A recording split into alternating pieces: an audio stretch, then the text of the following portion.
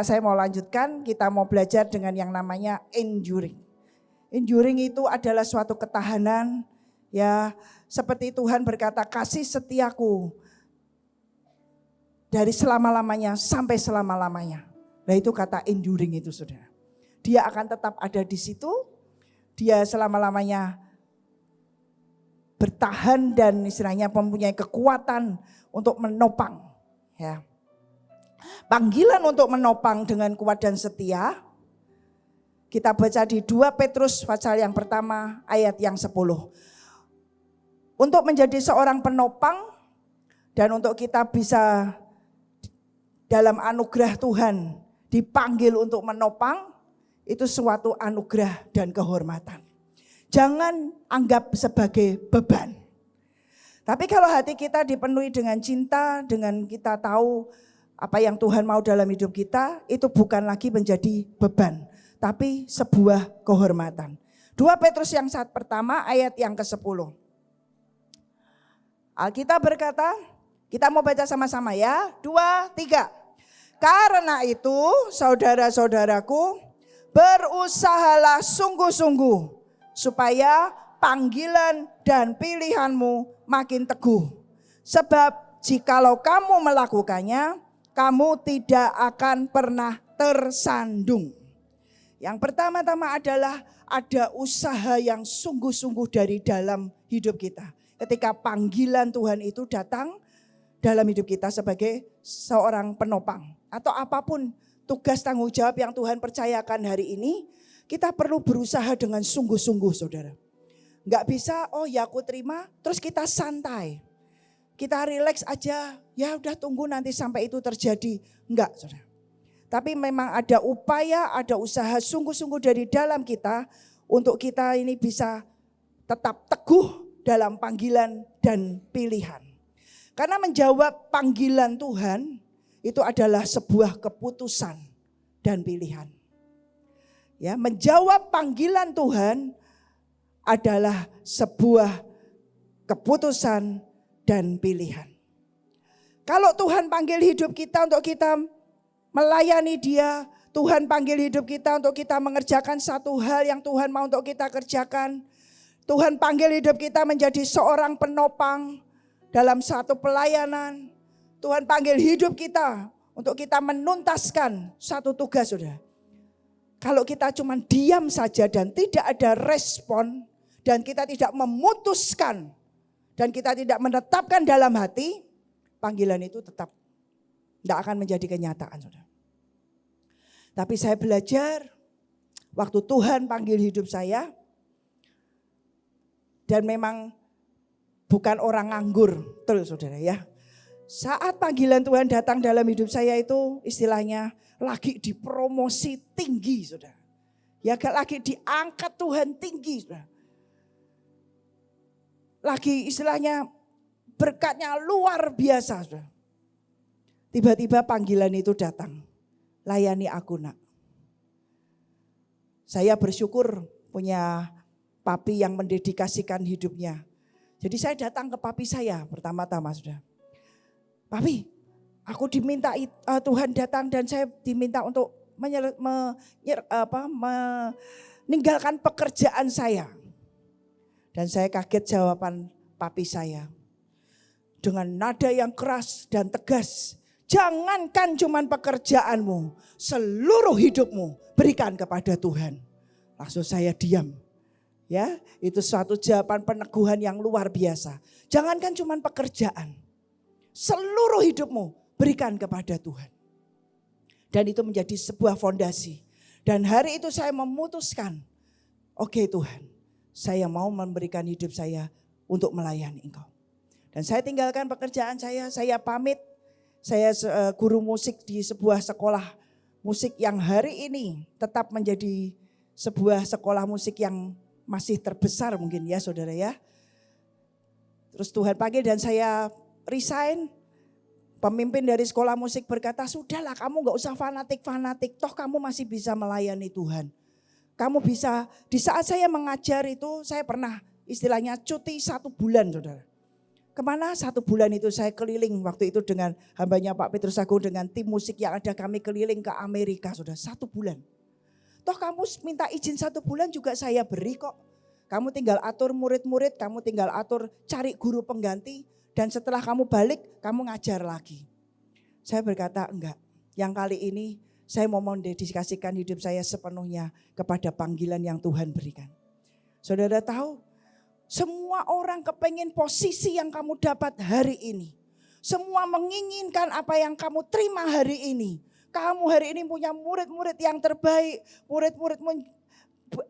Istilahnya murid-murid yang setia dan loyal kepada kamu. Kamu dicintai oleh murid-murid. Dan hari ini kamu mau lepaskan apa yang orang lain kejar. Saat itu saya cuma mau berkata. Dengan mata iman saudara ya. Kalau saudara tanya saya hari ini kok saya bisa berkata itu, entah. Tapi itu keluar dari hati saya berkata, panggilan Tuhan tetap yang terutama dalam hidup saya. Dia yang memanggil saya, dia yang saya cintai, saya tidak bisa balas apapun dengan semua cinta yang sudah Tuhan berikan. Dan dengan jawaban itu, pemimpin sekolah musik tidak bisa menahan saya. Saya dengan tegas saya katakan selesai. Beri waktu 1 bulan, 2 bulan untuk menata, mencari guru pengganti. Saya berkata ya, tetap saya akan bantu. Saya akan tuntaskan apa yang menjadi bagian. Jadi waktu peralihan pun tuh peralihan yang smooth sudah. Yang menggantikan, yang menerima istilahnya apa ya, tongkat estafet dari saya enak saudara. Murid-muridnya pinter-pinter, rajin-rajin, baik-baik. Bayangkan kenapa enggak saudara, setiap kali saya mau ngajar, saya mau terima murid, saya berkata Tuhan dalam nama Yesus, saya panggil murid-murid yang terbaik, murid-murid yang setia, murid-murid yang rajin, saya panggil saudara. Jadi ini murid yang ada dari saya mulai saya mengajar sampai saya resign, tetap di situ. Sampai hari ini saya 1 hari pelayanan ke Australia, ada seorang murid menyapa saya lupa saudara, sudah sekian puluh tahun. Kak, dia manggil saya kakak karena dulu saya dipanggil kakak sudah di sekolah musik. Kak masih ingat saya diam sejenak, saya pandangin dia. Siapa ya? Kak, saya murid kak, namanya Erika dia bilang. Oh iya, saya langsung ingat saudara. Sekarang dia sudah melayani sebagai pemain musik, melayani dalam praise and worship di sebuah gereja di Australia. Saya berkata puji Tuhan. Saya istilahnya apa saudara, melihat buah. Ya, melihat buah, mungkin kecil. Tapi Tuhan izinkan untuk melihat itu saudara. Apa yang kita jawab dengan Tuhan saudara, panggilan yang Tuhan datang dalam hidup kita dan ketika kita memutuskan dan kita menjawab, percayalah saudara. Tuhan kita juga Tuhan yang akan menjawab setiap jeritan hati kita yang paling dalam. Yang tidak ada orang mungkin pernah dengar, tapi dia Tuhan yang mendengar. Dan panggilan itu datang kemudian saya berkata begini, Tuhan istilahnya waktu itu saya diam. 1 bulan saya enggak mengerjakan apapun pekerjaan di rumah sudah. Baca firman, saya dengerin kaset, saya belajar dan saya belajar. Sampai 1 hari Tuhan panggil saya untuk diajak Pak Petrus Agung itu pelayanan ke luar pulau. Dan disitulah firman-Nya datang, layani bersama dengan aku. Waktu saya menyerahkan panggilan hidup saya enggak tahu saudara apa yang akan ke depan dan apa yang akan Tuhan itu mau bawa saya pergi berjalan itu saya enggak tahu. Yang saya tahu saya hanya dipenuhi dengan rasa cinta dan saya cuma berkata ya dengan apa yang Tuhan mau. Dan saat itu saya berkata, oke Pak, karena malam sebelum hambanya itu datang, Tuhan sudah datang dalam hidup saya. Mari saudara kita mesti mengejar yang namanya kedalaman berjalan bersama dengan Tuhan pribadi. Pribadi saudara. Dan ketika itu menjadi sebuah fondasi yang akan sangat kuat dalam hidup kita. Karena pengenalan pribadi kita kepada Tuhan bukan lagi berdasarkan dari kata orang. Tapi apa kata Tuhan dalam hidupmu. Menjadi personal saudara. Dan disitulah sebuah fondasi saya berkata Tuhan, ya aku mau Tuhan. Malam itu Tuhan berkata layani bersama dengan hambaku. Saya bilang iya Tuhan, Tapi engkau bicara sama hamba-Mu Tuhan. Masa saya menyodorkan diri saya, Pak, saya mau melayani? Enggak saudara. Ya saya enggak, saya diam. Saya cuma berkata, iya Tuhan saya mau. Enggak nyampe 24 jam. Besoknya hari keesokannya saya diajak makan pagi. Saya masih ingat makan pagi di McDonald di Kute. Saudara. Enggak lupa saya. Titik di mana saya memulai perjalanan bersama dengan Tuhan. Dan hari itu terus tiba-tiba di saat makan saya ditanyai, maukah kamu melayani bersama-sama dengan saya? Saya berkata, siapa? Tadi malam Tuhan sudah bicara dengan saya. Siap, saya oke, saya berkata. Gak pernah berunding gaji berapa, dapat apa, enggak saudara. Hanya berkata ya aja.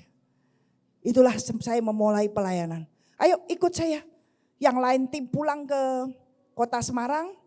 Karena Pak Agung ada next pulau berikutnya. Dan saat itu beliau berkata, ayo kamu ikut aku. Itu pelayanan yang pertama saudara. Dan saudara tahu saya bersyukur sekali didikan Tuhan yang sangat keras dalam kehidupan saya. Memulai sebuah pelayanan tidak berdasarkan dari hitung-hitungan. Melayani sebuah panggilan Tuhan bukan berdasarkan dari untung dan rugi. Keuntungan, benefit yang akan aku dapatkan. Bukan itu. Tapi didasari hanya rasa cinta dan kenapa? Karena apa kata Tuhan. Saudara. Apa yang Tuhan mau itu yang menjadi dasar dan fondasi. Dan waktu itu saya berkata oke Pak. Terus beliau sudah punya tiket PP dan semua sudah beres sudah. Saya disuruh ikut, saya berkata iya. Tapi tidak pernah terucap, Pak tiketnya bagaimana? Enggak pernah sudah. Dan saya tahu hari itu keberadaan saya buka dompet saya enggak punya uang. Tapi saya punya kartu kredit. Tapi zaman itu kan masih bukan online ya saudara. Saudara tahu masih antri. Kalau mau beli tiket pesawat itu antri di counter gitu. Saat antri di counter saya pikir udah nanti saya pakai kartu kredit dulu lah bayarnya. Tiba-tiba ada suara yang keras. Jangan keluarkan kartu kreditmu. Hah? Terus nanti bayarnya pakai apa Tuhan? Diam, tidak ada jawaban. Dan saya belajar untuk apa? Nurut sudah. Puji Tuhan, dalam anugerahnya ada kenekatan yang kalau dipikir saya waktu itu kok berani. Entah saudara, tapi saya tahu itulah kasih karunia. Tuhan dia melihat hati. Dia sungguh Tuhan yang melihat hati kita yang paling dalam. Dan waktu itu saya berkata oke Tuhan. Dan saya nekat. Perlu tekad untuk mengikuti panggilan Tuhan. Kita perlu memutuskan dengan bulat hati. Aku mau ikut Engkau Tuhan. Apapun itu saudara. Saya toleh ke kanan ke kiri. Yang mengantar sudah pergi. Sudah enggak ada yang kenal di sekitar saya. Pak Petrus Agung sudah jalan menuju ke tempat untuk boarding saudara ya ke ruang tunggu. Jadi saya antri. Terus jalan. Ketika sampai 3 orang di depan saya dengar suara yang keras, yang bukan keras, karena dari jauh ya, jadi kayak sayup-sayup gitu ya, nama saya dipanggil. Saya toleh kanan, saya toleh kiri, siapa yang panggil nama saya gitu ya. Terus kayak melihat dari kejauhan itu, saya lihat hambanya Pak Petrus Agung itu melambaikan tangannya memanggil saya saudara. Dan beliau ketika saya berlari, saya enggak punya pikiran apa-apa saudara. Ya, enggak punya pikiran apa-apa, saya cuma lari Pak, apa yang mau dibantu. Hanya itu aja. Saya langsung refleksnya Pak mau dibantu apa. Beliau tiba-tiba keluarkan dari tasnya memberikan ke saya 1 amplop. Yang isinya saat itu 300.000 rupiah. Ini buat bayar tiketmu ya. Oh terima kasih Pak. Dan cukup cuma one way. Berangkat dulu. Pulangnya entah. Berangkat dulu pokoknya. Pulangnya entah. Saya enggak mikir pulangnya. Sudah pokoknya berangkat dulu. Dan ketika berangkat di atas pesawat, disitulah pribadi Tuhan. Di dalam pesawat yang penuh dengan orang, saya mempunyai tempat secret place. Saudara. Dan ternyata ini fondasi. Saudara. Fondasi kita dalam kita mengikuti Tuhan, jangan atas dasar apa kata orang. Tapi bangun fondasi hidupmu dari apa kata Tuhan. Di dalam pesawat itu, pribadi Tuhan sangat nyata. Lebih nyata dari rupiah di dompet saya. Lebih nyata, Tuhan kau lebih nyata dari setiap rupiah yang ada di dompet saya. Dan disitulah saya memulai perjalanan saya melayani Tuhan.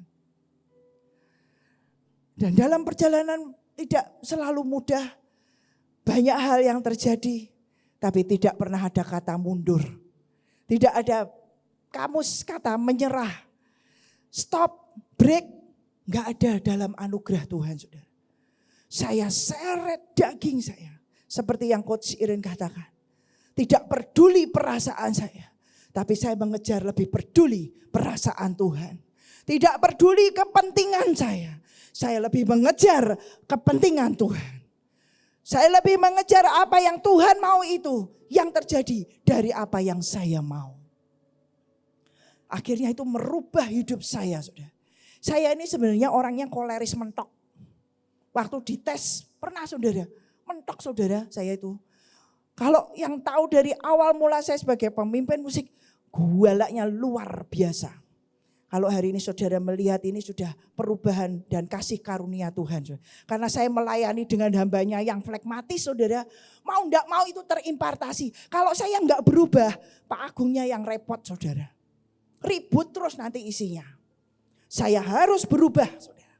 Dan saya memutuskan dan saya berkata dalam diri saya, Tuhan tolong ubah aku. Makanya saya kebentur-bentur. Untuk apa? Untuk saya berubah. Dan itu satu anugerah saudara. Dan fondasi itulah saudara yang mewarnai perjalanan hidup saya melayani Tuhan sampai hari ini. Dan Tuhan yang memanggil saya untuk melayani dia. Dia Tuhan yang sungguh amat setia. Tidak pernah dia tinggalkan. Tidak pernah. Satu detik pun tidak pernah dia tinggalkan. Tapi mesti ada usaha sungguh-sungguh saudara.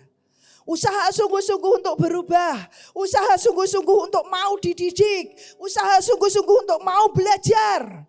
Usaha sungguh-sungguh untuk mengenal, mencari dan menemui dan menjumpai Tuhan. Sampai dia menjumpai kita. Itu yang harus kita kejar. Harus kita kejar saudara. Bersyukur ada retret ini di awal tahun. Untuk persiapan kita menjalani 2025. Sebuah fondasi yang kuat. Yang perlu kita tanamkan dalam hati dan bangunan hidup kita. Adalah apa? Ayo kenali Tuhan dengan sungguh-sungguh. Kitab Hosea berkata ketika kita berusaha dengan sungguh-sungguh. Dia pasti muncul seperti fajar. Segelap apapun perjalanan hidup kita hari ini. Sepekat apapun itu, percayalah fajar itu pasti muncul ketika kita apa? Berusaha sungguh-sungguh. Amin saudara. Kita berupaya Tuhan aku mau, itu aja. Ketika kita berkata aku mau Tuhan, nanti Tuhan yang akan memampukan kita. Amin saudara. Dan di sini saya belajar dan belajar, saya mengikuti step by step terus sampai beliau berpulang. Dan ketika goncangan-goncangan besar terjadi, banyak orang yang meninggalkan beliau dan melihat dari jarak jauh. Kami ini kan gereja ada banyak tim gitu ya. Ketika beliau pertama Tuhan panggil untuk bergabung dengan keluarga Bahtera, enggak otomatis semua ikut bergabung saudara. Tapi saya memutuskan dalam hati apapun itu. Apapun itu. Dan ternyata itu hitungannya di depan Tuhan itu besar tanpa saya sadari. Banyak hal saudara. Banyak hal yang kita ini enggak ngerti saudara. Tapi iman kita yang memimpin kita. Iman kita yang mengajari kita. Tuhan tidak minta untuk kita mengerti. Tapi minta untuk kita percaya. Percayai aja. Dia Tuhan yang hidup. Dia Tuhan yang luar biasa. Apa yang ada yang dia berikan saudara. Dalam kehidupan kami, dalam keluarga, dalam pelayanan hari ini bersama dengan Hadassah kami melanjutkan dengan Harvest Center. Luar biasa. Dalam 1 bulan ini tenda lawatan. Dari November semua vendor, hari ini tidak ada vendor. Semua Tuhan beri, enggak berhutang. Ayo saya undang ke Semarang kalau enggak percaya. Lihat sendiri saudara. Lihat sendiri betapa ajaibnya. Yang datang 14 November tahu. Apa yang saya katakan. Vendor semua itu hari itu. Hari ini no vendor. Dari mana? dari Tuhan. Setia aja. Bagian saya ketika hambanya berpulang, saya berdoa, Tuhan what next? Apa yang harus saya kerjakan?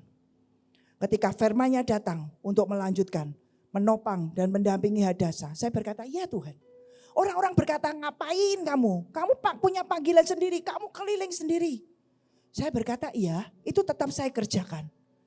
Saya tetap mengerjakan, saudara. Pergi ke pulau-pulau, pergi ke bangsa-bangsa, ke kota-kota kecil, ke desa-desa, yes. Tapi tetap yang Tuhan minta untuk kami bersama-sama dengan Hadasa, itu juga saya kerjakan. Kerjakan bersama-sama dengan Tuhan. Jangan pegang yang satu dan melupakan yang satunya lagi. No, bersama-sama. Yaitu namanya kalau Coach Iren memberikan multitasking. Semua saudara. Dalam anugerahnya Tuhan dia akan mampukan. Tadi kita sudah diajar, kita perlu belajar, kita perlu berubah, kita perlu dididik. Yes. Sekarang semua muda semua saudara. Mungkin saya nih ya bukan, saya tetap muda saudara ya. Tetap muda, masih muda ya. Jadi sama-sama saudara, saya tidak mau dikatakan tua juga nggak mau. Makanya saya mengatakan kepada diri saya sendiri, usia boleh bertambah, tapi kekuatan tidak boleh melemah. Usia boleh bertambah, tapi kita bukan orang yang sukar untuk diatur. Kita bukan orang yang sukar untuk kita bisa diberi masukan untuk diajak ngobrol. No, harus upgrade. Dan saya mendisiplin diri saya sendiri, upgrade. Tidak boleh berhenti saudara, nanti kalah dengan yang lain-lainnya. Ya saya pergi pelayanan ke Jawa Timur, nyetir mobil sendiri. Waktu itu puji Tuhan diberi teman. Saya sudah nekat saudara, tak setir sendiri, PP sendiri saudara. Karena beberapa orang pada nggak bisa, dah oke lah saya tetap pergi sendiri. Tapi Tuhan itu baik, saya diberi teman. Temannya luar biasa, makling. Kita mak-mak nih pergi berdua naik mobil keliling di Jawa Timur. Yes, saya ngomong mak, usia boleh bertambah, tapi kita tidak boleh melemah. Amin saudara. Ya bersama dengan Tuhan kita bisa. Ayat yang terakhir. Kalau cerita panjang saudara ya, saya juga bingung mau cerita dari mana. Tapi sudah ini satu fondasi saja. Kenali Tuhan dan bukan lagi dari kata orang, tapi kita harus ada batu hidup dalam hidup kita. Amsal pasal yang ketiga, ayat yang ketiga sampai yang keempat. Amsal pasal yang ketiga, ayat yang ketiga sampai yang keempat. Ayat yang terakhir. Firman Tuhan berkata, janganlah kiranya kasih dan setia meninggalkan engkau. Kita baca dulu yang dari bahasa Indonesia ya, jangan dari terjemahannya. Yuk kita baca sama-sama Amsal 3 ayat yang ketiga sampai dengan yang keempat. 2, 3. Janganlah kiranya kasih dan setia meninggalkan engkau. Kalungkanlah itu pada lehermu dan tuliskanlah itu pada loh hatimu. Maka engkau akan mendapat kasih dan penghargaan dalam pandangan Allah serta manusia. Terjemahan yang bagus dari The Message saudara. Janganlah lepaskan kasih dan kesetiaan. Artinya itu ada yang Tuhan sudah berikan dalam hidup kita. Dia Tuhan yang setia, dia diam di dalam hidup kita, dia impartasikan kesetiaannya dalam hidup kita. Alkitab berkata jangan kau lepaskan kasih dan kesetiaan. Tapi justru kasih dan kesetiaan itu apa? Kalungkan, pakai itu di sekeliling lehermu. Artinya mengikuti kemanapun kamu pergi, kemanapun kita pergi. Ada kasih dan kesetiaan dalam kehidupan kita. Ukirkanlah itu di hatimu. Tulis saudara. Dalam batin hati kita. Putuskan dan tetapkan apa yang engkau mau. Untuk mengikuti Tuhan. Seberapa yang engkau mau. Ya, kita tugas menopang sebagai penopang dalam pelayanan, dalam keluarga, dalam pekerjaan, dalam apapun. Tetapkan dalam hatimu, tulis itu bahwa kasih dan kesetiaan itu ada dalam kehidupan kita. Karena dengan kita mengalungkan dan dengan kita menuliskan itu dalam loh hati kita kasih dan kesetiaan, kita akan mendapatkan yang namanya reputasi hidup yang baik. Semua orang mau kan? Kita dikenal dan punya reputasi yang baik. Bukan cuma di hadapan Tuhan, tapi juga dalam dan kehidupan di depan manusia. Kita menerima favor of God and favor of man. dan kita ada reputasi kehidupan yang baik di hadapan Tuhan, artinya Tuhan mendapati kita bisa dijadikan sebagai orang kepercayaannya, dan pemimpin kita juga bisa menemukan kita sebagai orang yang bisa dipercaya. Amin saudara. Kuncinya adalah kasih dan kesetiaan ada dalam hidup kita. Dan itu adalah keputusan dan pilihan. Pilihan dan keputusan kita untuk kita mau mengikuti Tuhan dengan kasih, dengan kesetiaan kita. Abdikan hidupmu kepadanya. Dan Tuhan akan menjamin kehidupan kita. Amin saudara. Mari kita bangkit berdiri.